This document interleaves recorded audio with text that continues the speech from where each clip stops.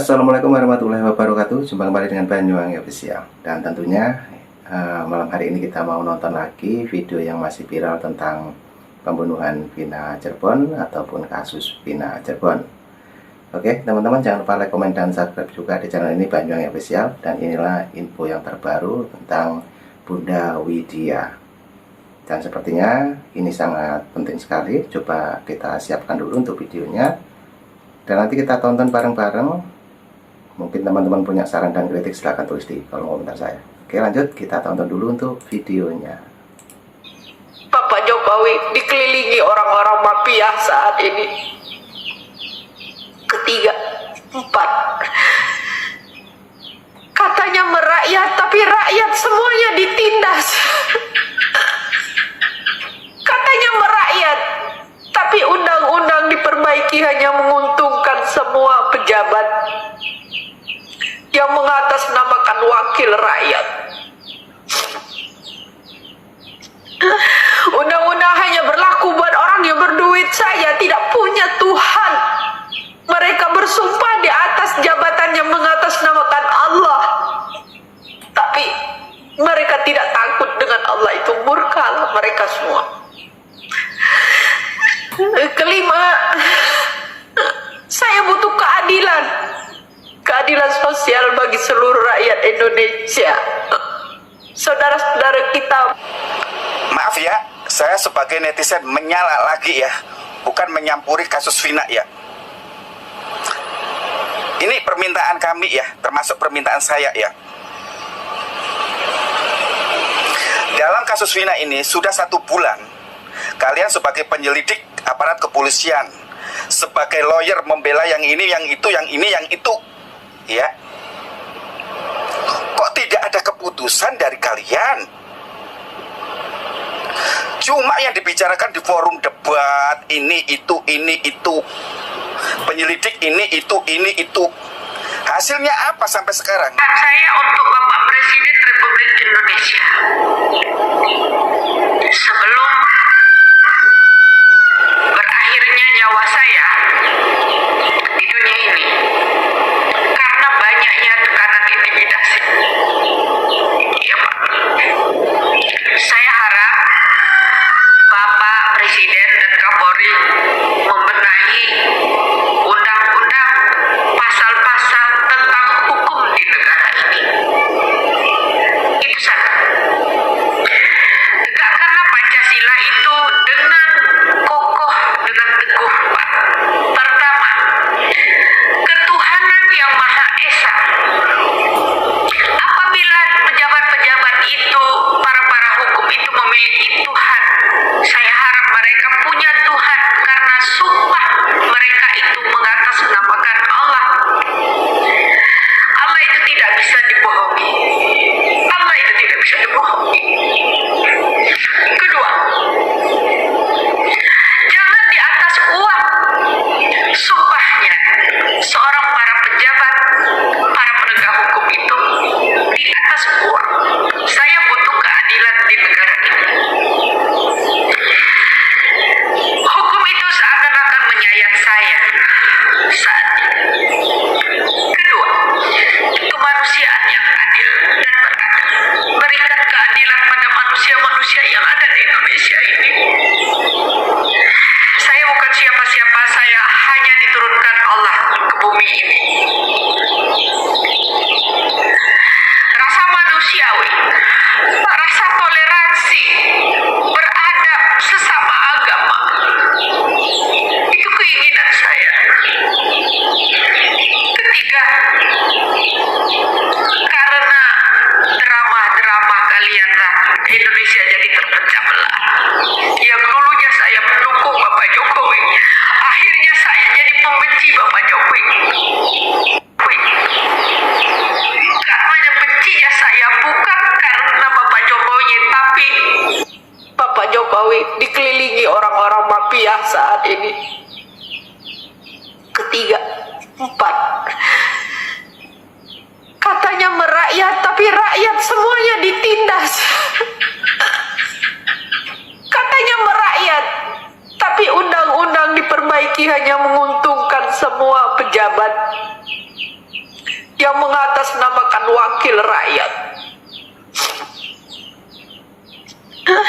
Undang-undang hanya berlaku buat orang yang berduit saja, tidak punya Tuhan. Mereka bersumpah di atas jabatannya mengatasnamakan Allah, tapi mereka tidak takut dengan Allah. Itu murka mereka semua. Kelima, saya butuh keadilan. Keadilan sosial bagi seluruh rakyat Indonesia. Saudara-saudara kita. Maaf ya, saya sebagai netizen menyala lagi ya, bukan menyampuri kasus Vina ya. Ini permintaan kami ya, termasuk permintaan saya ya. Dalam kasus Vina ini sudah 1 bulan, kalian sebagai penyelidik aparat kepolisian, sebagai lawyer membela yang ini, yang itu, yang ini, yang itu, ya. Kok tidak ada keputusan dari kalian? Cuma yang dibicarakan di forum debat, ini, itu, penyelidik ini, itu. Hasilnya apa sampai sekarang? Sudah hampir 1 bulan, kalian cuma andaian, praduga, menyelidiki, omong-omong. Kami ingin ketegasan kalian. Bila sidang itu dilaksanakan untuk memutuskan siapa yang salah, yang siapa yang tidak dalam kasus ini. Paham nggak kalian? Sebagai lawyer, sebagai polisi, sebagai aparat yang menyelidiki kasus Vina ini, kami ingin ketegasan kalian diputuskan dengan segera, biar kami nggak menunggu-nunggu siapa yang salah. Itu bukan cuma debat di forum debat. Kami ingin kalian menyelesaikan kasus ini di sidang dengan segera, dengan tegas, bukan cuma omong ini, omong itu. Paham nggak? Biar kasus ini selesai, dipersidangkan dengan segera.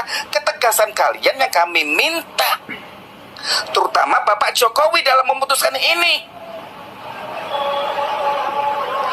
Kalau cuma dibahas, tidak ada habisnya sampai kapan? Sampai kiamat. Yang kami inginkan ketegasan dari aparat kepolisi, ketegasan dari lawyer, ketegasan bagi orang-orang yang membela kasus Vina ini, menegakkan keadilan, mana yang salah dan mana yang tidak, diputuskan dengan segera. Faham Anda? Bukan omong ini, omong itu, sampai kapan? Alamak, astagfirullahaladzim. Untung kalau saya polisi, kalau saya sebagai lawyer. Oke ya, Ibtu Rudiana sudah ditangkap pihak jajaran kepolisian Cirebon. Tetapi saya heran di sini ya, apa hubungannya Ibtu Rudiana dengan mantan bupati itu ya? Ibtu Rudiana boleh ditangkap, tetapi kenapa kalau mantan bupati itu tak boleh disiasat? Apa hubungannya ini ya? Nah, itulah teman-teman ya. Jadi sangat menarik sekali, dan videonya masih panjang. Mari kita tonton kembali. Jangan lupa like, komen, dan subscribe juga di channel ini, Banyuwangi Official. Oke, kita tonton kembali tentang Vina Cirebon. Oke, lanjut.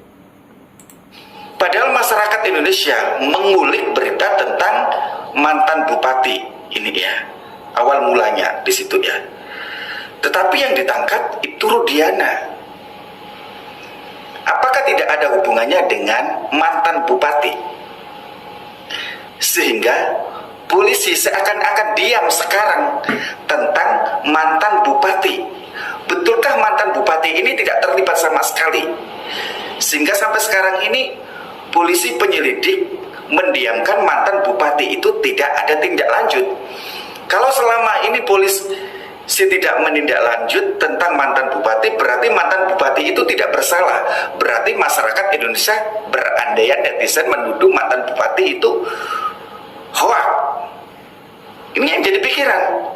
Ada apa Ibtu Rudiana dengan mantan bupati? Kenapa seakan-akan mantan bupati ini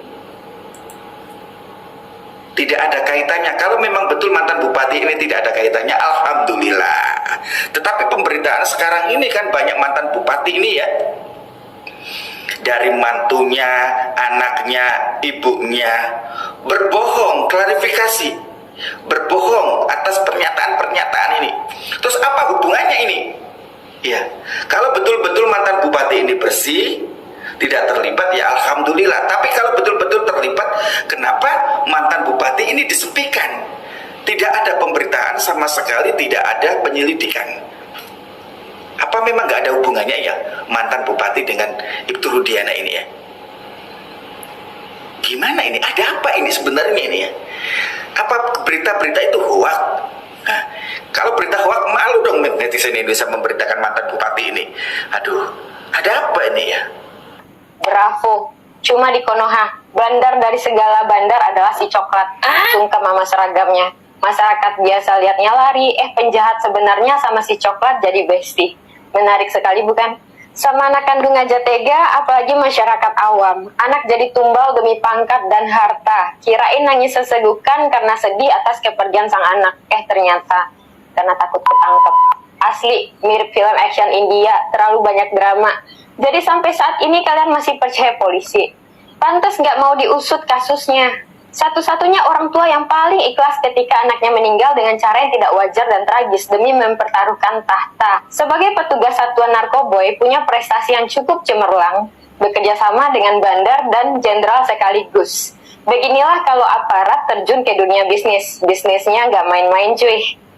Akhirnya sang anak jadi tumbal. Dan ternyata yang menyuruh menangkap Peggy Bangunan ini, korban salah tangkap itu, adalah ayah Eki sendiri loh, Ibtu Rudiana. Agar 3 nama DPO itu hilang lenyap gitu aja. Eki sungguh bangga padamu Pak Rudiana. Demi membela rekan bisnis yang telah membunuh anaknya sendiri, apa saja dilakuin. Jadi kira-kira siapa yang bisa menangkap jenderal? Beginilah kalau hukum dimandatkan kepada orang disabilitas. Mereka terlihat sempurna fisiknya, cerdas akalnya, tapi cacat nuraninya. Apa yang bisa diharapin dari penegak hukum yang buta, tuli, bisu? Mereka akan membabi buta pada orang yang mengkritik dirinya, pada orang lemah dan menganggap ini hinaan. Ini pelajaran Pak Polisi. Semua ada harganya, pangkat, jabatan, kehormatan. Kalau kalian dapat dengan cara yang tidak baik, itu akan kalian bayar suatu saat nanti. Bahkan dengan nyawa bayarannya. Tragis bukan? Saya bicara pada oknum polusi, yang kalau dikumpulin bisa satu provinsi. Bukan keseluruhan sih, tapi rata-rata semuanya begitu. Semoga kejadian ini jadi renungan, itu pun kalau masih punya akal sehat. Gak munafik hidup butuh duit, tapi ya gak gitu juga kali cara dapetinnya. Ingat sumpah yang Anda ucapkan, serapat apapun bangkai itu disimpan, akhirnya tercium juga. Boleh karang berita apa aja, tapi Tuhan tahu kebenarannya. Sekarang masyarakat mulai bingung, ngadu ke siapa, percaya pada siapa, gak tahu cara menghormati Anda bagaimana. Penjahat dan penipu saat ini sedang bahagia, tertawa menertawakan Anda. Sementara rakyat menjerit karena nggak tahu mau ngadu ke siapa. Kira-kira kalau polisinya di penjara bakal disiksa nggak? Siapa yang berani nyiksa Pak Polisi? Lagian kalau berita ini nggak viral juga nggak bakal ada yang nangkap polisi. Koreksi kalau benar. Sekian pesan singkat dari saya, bocah kemarin sore yang tidak terima ketidakadilan di negeri tempat saya tinggal ini. Nah, oke teman-teman, itulah keren. Dan tadi juga ada ini ya, Ibu Widya yang lagi menangis.